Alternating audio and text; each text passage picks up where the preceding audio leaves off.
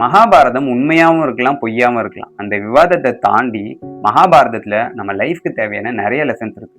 அது என்னன்றத மகாபாரதத்தோட சம்மந்தப்படுத்தி பார்ப்போம். லாஸ்ட் எபிசோட்ல பிரபாஸா கடவுளா இருந்தாலும் அவரோட ஆசைய அடையறதுக்கு தப்பான வழிய சூஸ் பண்ணிடுறாரு. அதனால அவர் பூமியில மனிதனா வந்து பிறக்க வேண்டிய சாபம் கிடைச்சது. இந்த எபிசோட்ல தன்னோட குழந்தைய காப்பாத்தி, தன் குழந்தைய நம்ம கூடயே வச்சுக்கலான்னு நெனைக்கிற சாந்தனு மகாராஜாக்கு வேற ஒரு துக்கம் அவரோட வாழ்க்கையில வந்து சேருது. அது என்னன்றத டீட்டெயில்டா பார்ப்போம்.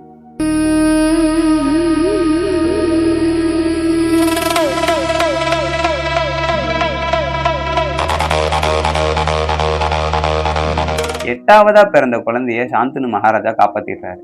ஆனா அவரோட குழந்தை அவரு கூட தான் இருக்கும் அப்படின்ற நம்பிக்கையில இருந்தாரு. அவருக்கு தன் மனைவி தன்னை விட்டு போயிடுவாங்கன்ற கவலை இருந்தாலும் அவரோட குழந்தையாச்சும் நம்ம கூட இருக்கும், அதனால நம்ம கொஞ்சம் சந்தோஷமா இருக்கலாம் அப்படின்னு நினைச்சிட்டு இருந்தாரு. ஆனா அந்த சந்தோஷம் ரொம்ப நேரம் நீடிக்கல. கங்கா அவங்களோட குழந்தைய நான் கூட்டிட்டு போய் கொஞ்ச நாள் வளர்க்குறேன், அவன் லைஃப்க்கு தேவையான நிறைய விஷயத்த நான் சொல்லி கொடுக்குறேன், அவன் வளர்ந்த பிறகு நான் வந்து உங்ககிட்ட ஒப்படைச்சிடுறேன் அப்படின்னு குழந்தைய தன் கையில தூக்கிக்கிட்டு அந்த கங்கை ஆத்திலேயே நடந்து போறாங்க. நடந்து போயிட்டே இருக்காங்க. அவங்க மறைஞ்சிடுறாங்க. இதை பார்த்த சாந்தனு மகாராஜாக்கு திரும்ப அவரோட லைஃப்ல தனிமை ஃபில் ஆயிடுது. அரண்மனையில அவருக்கு முன்னாடி ராணியாச்சும் இருந்தாங்க, இப்ப யாருமே இல்லை. தனிமையில திரும்பவும் தவிக்க ஆரம்பிக்கிற அவருக்கு ஹோப் மட்டும் அவரோட லைஃப்பை ஓட்டிக்கிட்டு இருக்கிறதுக்கு ஒரே ஒரு காரணமா இருக்கு. அவர் டெய்லி ஆத்தங்கரைக்கு வந்து தன் குழந்தை திரும்ப நம்ம கிட்ட வந்துடும், இன்னைக்கு வந்துடும், நாளைக்கு வந்துடும் அப்படின்னு டெய்லி ஆத்தங்கரையில போய் நின்றுகிட்டே இருக்காரு. மரங்கள்லாம் வளர்ந்துருது, பறவைகள்லாம் பறந்து போயிடுது, தண்ணியெல்லாம் போயிடுது. ஆனா மாறாத ஒரே விஷயம் அவரோட நம்பிக்கை மட்டும். திரும்ப நம்ம குழந்தை கண்டிப்பா நம்ம கிட்ட வருவான்ற நம்பிக்கையில அவர் வாழ்ந்துகிட்டு இருக்காரு. இது நம்மளோட மாடர்ன் லைஃப்ல நம்ம நிறைய கனெக்ட் பண்ணிக்கலாம். நம்மளோட பிள்ளைகள் வேற ஊர்ல போய் வேலை செய்வாங்க. அந்த அப்பா அம்மா நம்ம பிள்ளைகள் நம்ம கிட்ட வருவாங்க, ஒரு 2 நாள் தங்கிருவாங்க அப்படின்ற ஏக்கத்துல இருப்பாங்க. நம்மளோட பிஸி லைஃப்ல நம்ம அவங்களுக்கு ஃபோன் கூட பண்ணி பேச மாட்டோம், ஒரு மெசேஜ் கூட பண்ண மாட்டோம். ஆனா நம்மளோட கால்க்காகவோ நம்மளோட மெசேஜ்க்காகவோ ஃபுல் டே வெயிட் பண்ணிக்கிட்டே இருப்பாங்க. அப்பா அம்மா மட்டும்தான் கடைசி வரைக்கும் நம்மள பிள்ளைகளா பார்ப்பாங்க. மீதியெல்லாம் நம்மள வளர்ந்த அடல்ட்டா தான் பார்ப்பாங்க. எல்லாருக்கும் நம்மளோட ரெஸ்பான்சிபிலிட்டி தேவைப்படும். இதை சைக்காலஜில ஆம்பிகுவஸ் லாஸ்ன்னு சொல்லுவாங்க. ஒருத்தவங்க ஃபுல்லா போகலை, இல்லை ஃபுல்லா நம்ம கூடவும் இல்லை. அதுதான் சாந்தனுவோட நிலைமையா இருக்கு.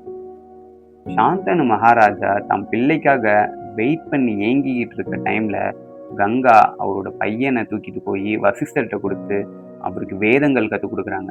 அந்த கோர்ஸ் முடிஞ்ச பிறகு அவரோட பையன் பரசுராமன் கிட்ட போய் போர்க்கலைகள்லாம் கற்றுக்கிறான். இப்போ அந்த பையன் விஸ்டம் ப்ளஸ் பவர் ரெண்டுமே இருக்கு. டிசிப்ளினாகவும் இருக்கான், அவனுக்கு நல்ல திறமை, நல்ல தைரியமும் இருக்கு. ஸோ நம்ம நிறைய லீடர்ஸை பார்த்துருக்கோம். எக்ஸாம்பிளுக்கு ஏபிஜே அப்துல் கலாம். அவர் சயின்ஸில் பயங்கர நாலேஜ், ஆனால் மனுஷங்களை எப்படி மதிக்கணும் அப்படின்றதும் அவருக்கு தெரியும். அதனால தான் இப்போவும் அவர் இறந்து ரொம்ப நாள் ஆன பிறகும் நம்ம அவருக்கு ரெஸ்பெக்ட் கொடுத்துட்டு இருக்கோம். நம்ம குழந்தைங்களுக்கும் ரெண்டுத்தையுமே கற்றுக் கொடுக்கலாம். படிப்பு மட்டும் போதும்னு நினைக்கக்கூடாது, அவங்களுக்கு தைரியத்தையும் கற்றுக் கொடுக்கணும். சாந்தனு மகாராஜா வெயிட் பண்ணிக்கிட்டு இருந்ததுக்கு பலனா ரொம்ப நாள் கழிச்சு அவரோட பையன் சாந்தனு மகாராஜா கிட்ட வந்து சேர்றான். இப்போ அவன் சின்ன பையனா இல்லை, நல்லா வளர்ந்த இளைஞனா இருக்கான். அவனுக்கு பேர் பீஷ்மர். மகாபாரதத்தோட மிக பவர்ஃபுல்லான மனிதனா இருக்கான். இப்போ திரும்பவும் கங்கா தன்னோட பையனை சாந்தனு மகாராஜா கிட்ட ஒப்படைச்ச பிறகு ஆத்துல போய் மறைஞ்சிடுறாங்க. தன்னோட மனைவிய திரும்ப ஒரு முறை பிரிகிறாரு சாந்தனு மகாராஜா. மனைவி போனாலும் மகன் நம்ம கிட்ட வந்துட்டான்ற சந்தோஷத்துல மகனை அரண்மனைக்கு கூட்டு போய் நாட்டு மக்கள் கிட்ட இவரு தான் இந்த நாட்டின் இளவரசர்னு அறிமுகப்படுத்தி வைக்கிறாரு. ரொம்ப உற்சாகத்தோட ரொம்ப சந்தோஷமா கொஞ்சம் நாட்கள் கழிக்க ஆரம்பிக்கிறாரு சாந்தனு மகாராஜா. இந்த கதையில ஒளிஞ்சிருக்க அற்புதமான 2 சைக்காலஜி. ஃபர்ஸ்ட் திங், நம்ம லைஃப்பை ரன் பண்றதுக்கு ஹோப் இருந்தா போதும். நம்மளோட பிள்ளைகளோ இல்லை நம்மளோட அப்பா அம்மாவோ ஃபாரின்ல இருப்பாங்க, அவங்க ஊருக்கு வர 10 நாளைக்காக அந்த வருஷம் ஃபுல்லாக வெயிட் பண்ணிட்டு இருப்பாங்க. இது ரொம்ப அருமையான பாசத்தோட பிணைப்பு. உண்மையாக நேசிக்கிறவங்க ஒரு நாள் வரும்போது அந்த சந்தோஷத்தை வெளிப்படுத்துகிற விதம் இருக்குல்ல, ரொம்ப அற்புதமாக இருக்கும்.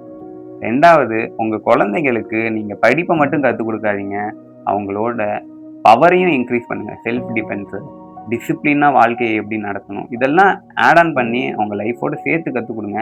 உங்கள் குழந்தைங்கள உலகமே ரெஸ்பெக்ட் பண்ணும்.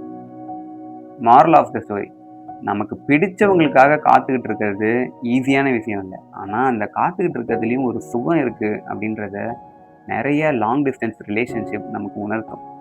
Salute to Indian army.